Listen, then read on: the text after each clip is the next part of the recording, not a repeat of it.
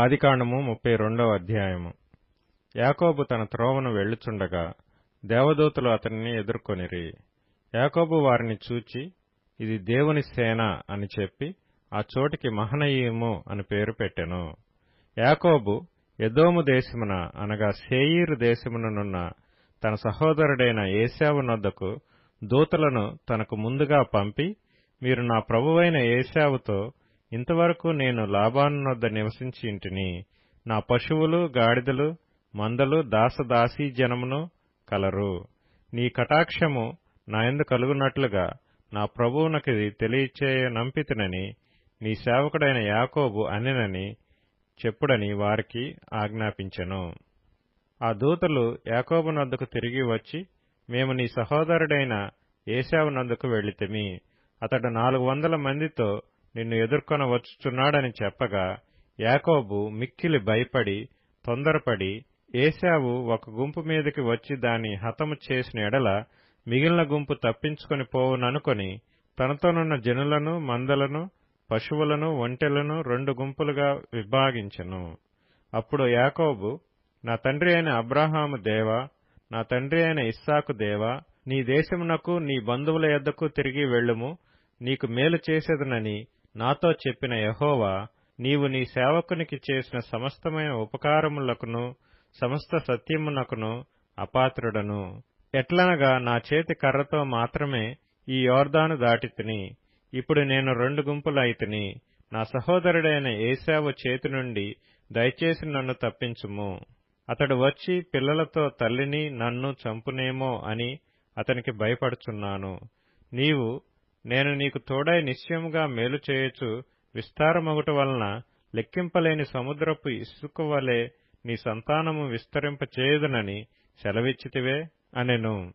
అతడు అక్కడ ఆ రాత్రి గడిపి తాను సంపాదించిన దానిలో తన అన్నయ్యైన ఏశావు కొరకు ఒక కానుకను అనగా 200 మేకలను 20 మేకపోతులను 200 గొర్రెలను 20 పొట్టేళ్లను 30 పాడి ఒంటెలను వాటి పిల్లలను 40 ఆవులను 10 ఆబోతులను 20 ఆడుగాడిదలను 10 గాడిద పిల్లలను తీసుకొని మందను వేరువేరుగా తన దాసుల చేతికి అప్పగించి, మీరు మందకు నడుమ ఎడముంచి నాకంటే ముందుగా సాగిపోండని తన దాసులతో చెప్పెను.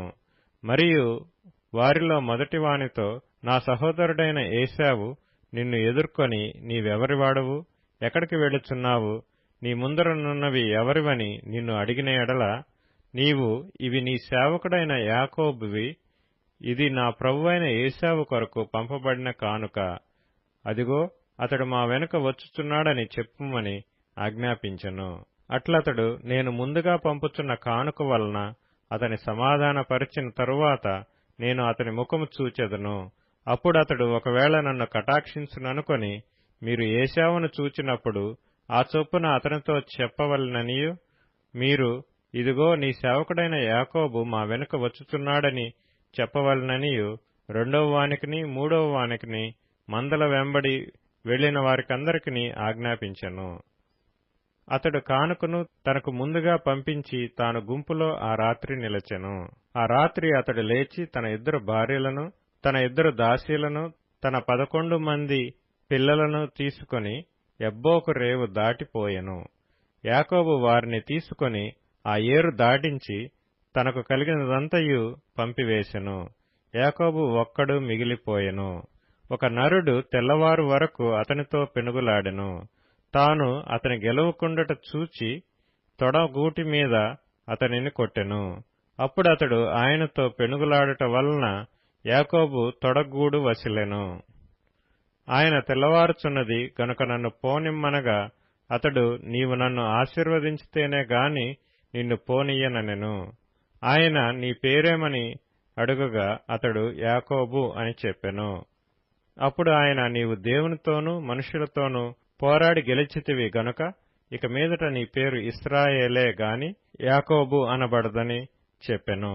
అప్పుడు యాకోబు, నీ పేరు దయచేసి తెలుపుమనెను. అందుకాయన, నీవు ఎందు నిమిత్తం నా పేరు అడిగితివని చెప్పి అక్కడ అతనిని ఆశీర్వదించెను. యాకోబు, నేను ముఖాముఖిగా దేవుని చూచితిని, అయినను నా ప్రాణము దక్కినదని ఆ స్థలమునకు పెనూయేలు అను పేరు పెట్టెను. అతడు పెనూయేలు నుండి సాగిపోయినప్పుడు సూర్యోదయమాయెను. అప్పుడతడు తొడ కుంటుచూ నడిచెను. అందుచేత ఆయన యాకోబు తొడ గూటి మీద తుంటి నరము కొట్టినందున నేటి వరకు ఇశ్రాయేలీయులు తొడ గూటి మీదనున్న తుంటి నరము తినరు.